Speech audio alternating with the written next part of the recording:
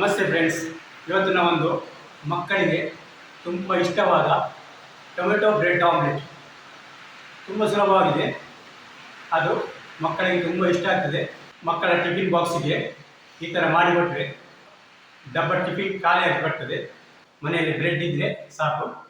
ಇದನ್ನು ಸುಲಭವಾಗಿ ಮಾಡ್ಬೋದು. ಹೇಗೆ ಮಾಡೋದು ಅಂತ ನಾನು ತೋರಿಸ್ಕೊಡ್ತೀನಿ. ನೀರುಳ್ಳಿ, ಒಂದು ಮೀಡಿಯಂ ಗಾತ್ರದ ನೀರುಳ್ಳಿ ಸಣ್ಣಗೆ ಕಟ್ ಮಾಡಿ ಇಟ್ಟಿದ್ದೇನೆ. ಟೊಮೆಟೊ ಒಂದು ಮೀಡಿಯಂ ಸಣ್ಣ ಕಟ್ ಮಾಡಿ ಇಟ್ಟಿದ್ದೇನೆ ನೋಡಿ. ಕ್ಯಾರೆಟ್ ತುರಿದಿಟ್ಟುಕೊಂಡಿದ್ದೀನಿ. ಒಂದು ಕಾಯಿಮೆಣಸು, ಕೊತ್ತಂಬರಿ ಸೊಪ್ಪು ಸ್ವಲ್ಪ, ಕರಿಬೇವು ಸೊಪ್ಪು. ಇದನ್ನು ಕೈಯಲ್ಲೇ ಸ್ವಲ್ಪ ಕಟ್ ಮಾಡಿ ಹಾಕ್ಬೋದು. ಕಡಲೆ ಹಿಟ್ಟು,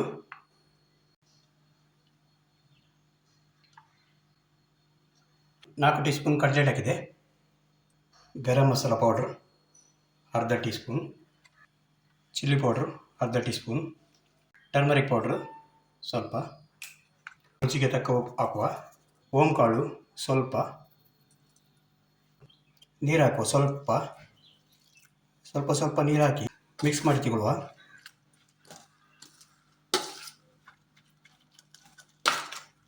ಕಡಲೆ ಹಿಟ್ಟು ಕಮ್ಮಿ ಆದರೆ ಹಾಕ್ಕೊಳ್ಳಿ, ನೋಡಿಬಿಟ್ಟು ಹಾಕ್ಕೊಳ್ಬೋದು.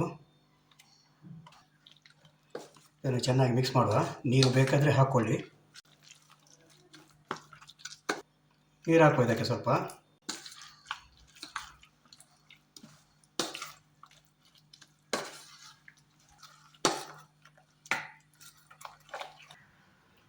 ತುಪ್ಪ ಹಾಕ್ತಾಯಿದ್ದೀನಿ.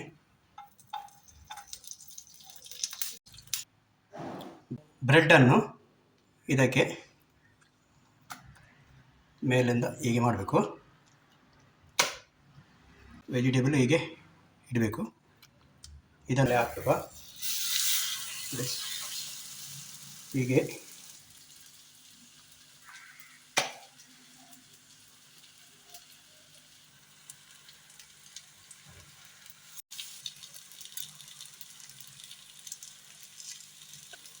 ಈ ವೆಜಿಟೇಬಲನ್ನು ಸ್ವಲ್ಪ ಮೇಲೆ ಹೀಗೆ ಹಾಕ್ಕೊಳ್ಬೋದು.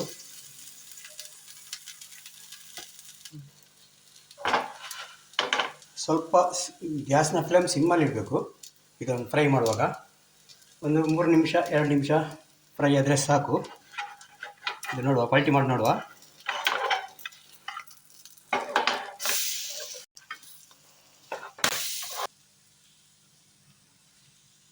ಇದು ರೆಡಿಯಾಗಿದೆ.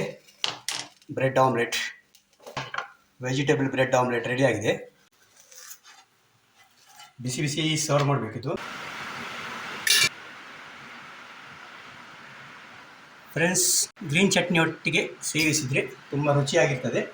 ಫ್ರೆಂಡ್ಸ್, ಬ್ರೆಡ್ ಟೊಮೆಟೊ ಆಮ್ಲೆಟ್ ರೆಡಿಯಾಗಿದೆ. ಮಕ್ಕಳಿಗೆ ತುಂಬ ಇಷ್ಟ ಆಗ್ತದೆ. ಇದು ಈ ಥರ ಮಾಡಿ ಇಟ್ಕೊಟ್ರೆ. ಇದನ್ನು ಟೇಸ್ಟ್ ಮಾಡಿ ನೋಡ್ತೇನೆ ಹೇಗೆ ಉಂಟಂತ. ಇದರೊಟ್ಟಿಗೆ ಗ್ರೀನ್ ಚಟ್ನಿ ಹಾಕಿ ಟೇಸ್ಟ್ ಮಾಡುವ.